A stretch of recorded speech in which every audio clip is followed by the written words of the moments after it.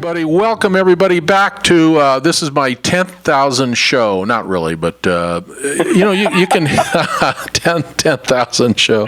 You can hear our show. That's my partner, Aaron Scott Young. You can go to aaronscottyoung.com. You're listening to a show called Start a Biz Radio Network, and a big shout out to one of my best friends, longtime dear friend, John Ranty in Chicago. Aaron, he's one of my mastermind guys. Has been for 20 years. Worth probably. You're talking about starting a business. You got to have those guys. You got to have those guys that are that call you on your stuff, that help you grow. But how do you find them? And we're going to talk about that in the second part of the show. How do you get access to guys like you or John Ranty or Karen Leland, who's going to be our first guest? How do you find them? How do you have access to them? How do you talk to them? We're going to talk about that on the second half of the show we called Start a Biz, and it's Start a Biz Radio Network is the website. So why do Aaron and I do the show? We do it because we've been to the top of the mountain. We do it because in our heart of hearts, we want to give back to you. That's our purpose in life now. At our age, our goal is to give back, to try to help you have a winning life, to try to help you have the kind of life that we enjoy every day. And we got there by understanding the laws of success. We got there through very hard work. We got there through hours and hours of ups and downs. And yeah, we've had a lot of failures. Aaron's probably had more failures than I have, but I've had a lot. One of the biggest failures I've ever met is me. But the trick, Coach, the trick is how can you fail forward? Because 90% of first companies fail, 80% of all businesses fail. It's a big thing to undertake a business. If you've never failed, it means you haven't tried very hard. Or if you succeeded on your first one, that means you haven't necessarily learned how to really grow a business, because most of the ideas are going to fail, but if you learn from every one of them, and if you go, okay, what can I do better next time, your odds get better and better. So I'm glad we're going to be talking about that stuff too. I'm glad we're going to talk about these mastermind folks, and I'm glad we've got Karen on the phone, because Karen has been somebody that I've watched and admired and read her books and seen her work at entrepreneur.com, and I think she's going to bring some really good value to those people that are listening today if they want to be serious about making themselves look serious in the market. That's a lot of people. Go ahead. Yeah, I was just going to say, let's tell, what's her title? President of Sterling Marketing Group. Sterling Marketing President. Yeah, she's president of that, and a great resource for all kinds of terrific business. Well, we should let her maybe talk about that when it's her turn. We'll let her. Otherwise, I'll just it'll sound like I'm some kind of a groupie or something. Well, what about her book? Let's talk. Just give her book a chance here. It's called The Brand Mapping Strategy: How to Design, Build, and Accelerate Your Brand. So let's bring her on to Southern California at KHTS 1220 AM, fabulous station here in Southern California. Karen Leland is her name. And Karen, welcome to the show, my dear. How are you? I'm good. You guys are making me laugh already this morning. It's wonderful. Yeah, we're laughable. I hope you're blushing, because that's how we feel about you, Karen. We love you, and I think what is brand mapping? What is that all about, the brand mapping strategy? What does that mean? Well, the brand mapping strategy is just what I call the process that I do with clients. It's really figuring out at a very deep level what your brand is, because most people think of their brand as either their logo or their look or their elevator speech. They're kind of 2 or 3 sentences of who they are. But really a brand, as you know, Aaron, and you know, Coach, really is something that's much deeper than that. There's a lot of different ways you have to figure out how to talk about your brand, and that's what I do in terms of the brand map I help people create. So it's not. So your logo is part of the brand, right? That's a mark or something. But what is important in building a brand? Like, what should these people that are listening, that are starting companies, what are some key things they need to be, thinking about, that's more than just like cool, putting their initials in some kind of a cool font or having some kind of a funny picture on their business card? Yeah, that's a great question. Well, one of the things people need to think about is what I call your signature story, which is what's the story, your personal story about where you got to, why you're doing what you're doing, how you got to do it. That personal story can be impactful. A good example of that, because, we're all in the political season. I was well, I've really been trying to watch all the debates, Republican and Democrat, to watch how the candidates are branding themselves. And I think Marco Rubio was a really great example of this the other night in the last debate, was he really brings the power of his, personal story, his signature story, into everything he talks about. He's always talking about his mom being a maid, his dad being a bartender, how he grew up with modest means, his Cuban immigrant family, et cetera, his financial struggles. He really weaves his own personal signature story into his narrative about why he believes what he believes, how he got to where he got to. And that's a great lesson every business person can take and should be using for themselves. But Karen, how do you get through the clutter? I mean, branding is complicated enough, as you just said, and repetition of your brand which is what he's doing. But how do you get, everybody today has a television station. Everybody that has a smartphone is in the television media business. How do you get through all of this data, all of this accumulation, Facebook? I mean, I'm active on Facebook. In fact, if you're listening to my voice, please Facebook me. I need to get to 5,000. I'm close. But how do you get through all this? How do you do it, Karen? Well, I mean, if you're a business person, how do you break through all the noise to get noticed? Well, I have a young lady.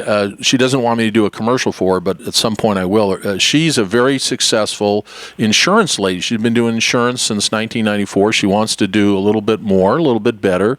How does she get through? How does her brand, there's 10,000 insurance agents. Break through? Yeah, how does she break through? She's listening to your voice right now. Well, and we all face this issue, but I'll tell you that there's three things you have to do. One is you absolutely have to have social proof, and social proof is you have to have the credibility that shows that you are seen by other people as having credibility. So anytime you get media, anytime you're on a radio show or you're interviewed by the press, I work a lot to try to get my clients that, because anytime you get that media, you automatically start to separate yourself from the crowd, because if other people are calling you an expert, you're seen as an expert. So that sort of social proof and credibility is a very important part of breaking through. That's one. Well, let's call her Ann. I don't want to give her a real name out for legal and technical reasons, but let's refer to Ann. So talk to Ann, because she's listening. So media gives her a third-party endorsement, correct? Exactly. That's one thing Ann needs to do. But the other thing Ann needs to do is she needs to create really, really high-quality content and get it out there. Because what happens is there's a ton of content out there, but by some surveys, 70 or 80% of it is not quality. But how do you, as an insurance agent, it's gobbledygook. When they speak, I can't understand them anyway. How do they create the content? Well, think about content from the point of view of what's relevant to people now. So she's an insurance agent, so we're coming up to the holidays. Well, what's one thing people do at the holidays? They travel. So one thing is she could do a piece on 10 ways to be safer when you travel, and she talks about that. She's talking about how to be safer when you travel, and then at the end, she's like, but it's also good to have, for example, traveler's insurance. Not that she sells traveler's insurance. No, she sells health insurance to individuals. Same thing as why, if you could do a blog post on, 10 things to do if you run into a health problem while traveling, and then she's an expert writing about that, but she's somebody who sells insurance. So it really has to do with creating content that's within your field, so that you're an expert within your field, but then you're also the person who's generating that content. It's not, Karen, it's not that it's hard to do. It just takes some thinking through in this process. So, recently in Southern California, there was in one of the big insurance companies, and I won't say which one, but it's they'd be somebody you'd want to be your good neighbor. They were celebrating. They were celebrating the top producing agents that were out there, and a father and daughter came in first and second. They have their own insurance practices, and I've gotten off on insurance now, Coach, because you asked about it, but they were the two top performers, and what they had both done was they had wrapped their vehicles in advertisement for their agency. One of them was a blue theme, one was red, but the point was that wherever they drove, their entire vehicle was covered in, kind of like a bus that gets wrapped in a big ad. Something for their insurance agency, and And I've watched people who we need to use social media, of course. Like Karen's just saying, write a blog, and they say if you sell dog food, you don't talk about dog food, you talk about dogs. So you don't if you're of an insurance agency, you don't talk about insurance. You talk about where would you need the insurance, and you just tell all about it and go, oh, by the way, I loved what Karen just said. The biggest challenge is, especially if you're a local business, which is what most people are, they have to become the brand, don't they, Karen? Don't you kind of have to embody it? And everywhere you go, people have to have in some way be able to recognize that you're the ambassador for the brand. You have to be what I call ubiquitous. You have to become ubiquitous. You have to be too big a word. Too big a word. Too big a word. We're talking to Karen Leland. We're talking to Karen Leland. Means everywhere. Too big a word. Talking to Karen Leland. Karen's the president of Sterling Marketing Group, and she has a book out.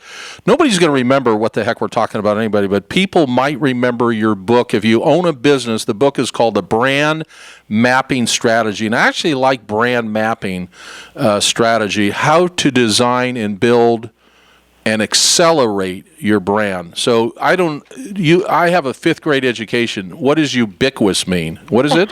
You do. Can't even pronounce it. So Ubiquitous. Smart. Come on. Okay, everywhere. You have to be everywhere all the time. So you have to be the person when people Google, whatever your field is, life insurance or branding, you have to be one of the people that comes up. And you get that by, again, being interviewed, being out there, writing blogs.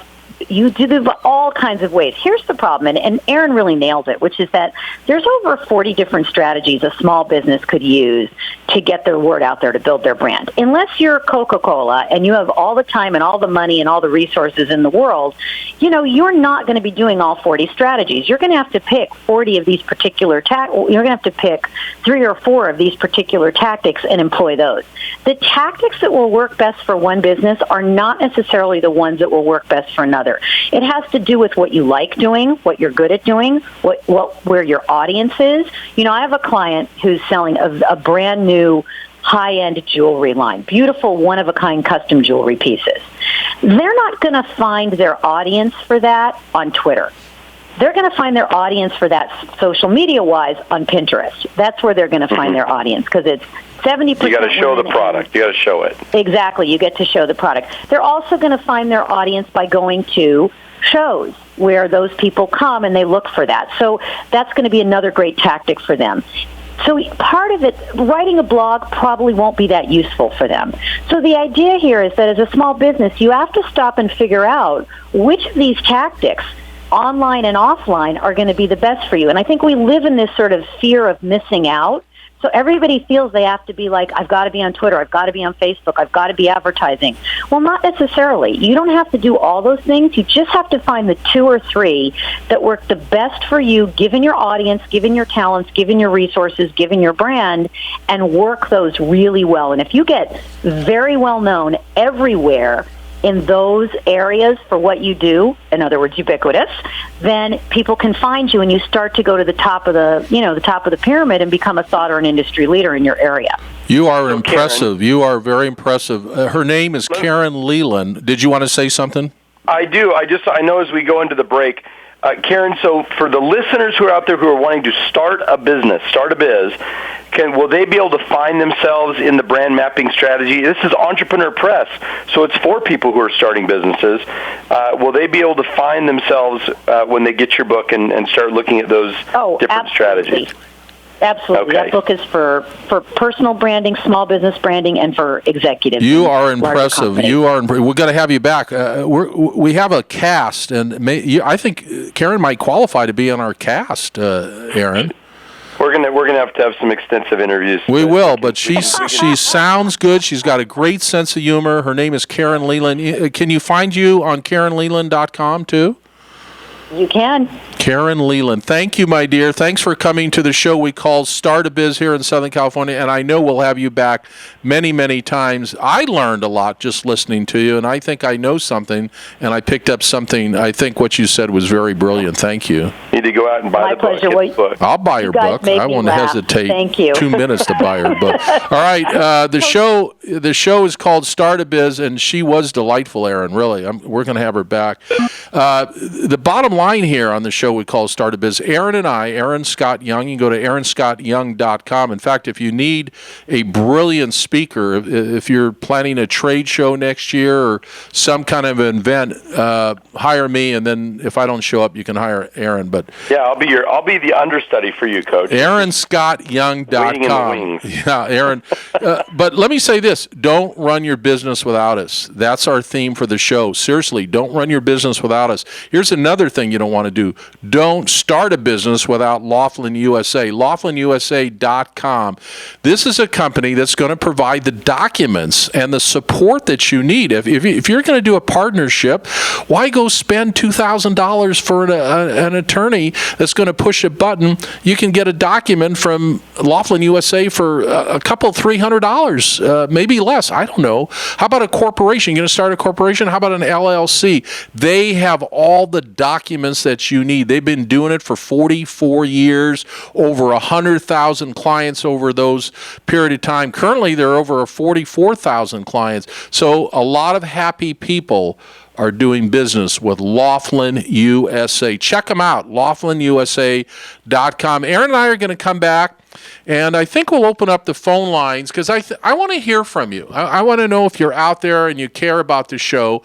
Let me give you the phone line. It's 661 area code 2, I'll go slow, 298-5487. And I just want to give a shout out to Jocelyn, my dear. I know you're listening in your car. Here is a lady, Aaron, that takes her lunch hour every Thursday at 1 o'clock, and we're on the weekends too on KHTS here in Southern California. She takes her lunch hour to hear our show, Aaron. Isn't that pretty cool? Well, those are the people that are, those are the people who want to change their lives, who say, I'm going to do the best I can where I am today, but I'm going to not stop learning. And at some moment when you're ready, you can make the leap, and you're so prepared.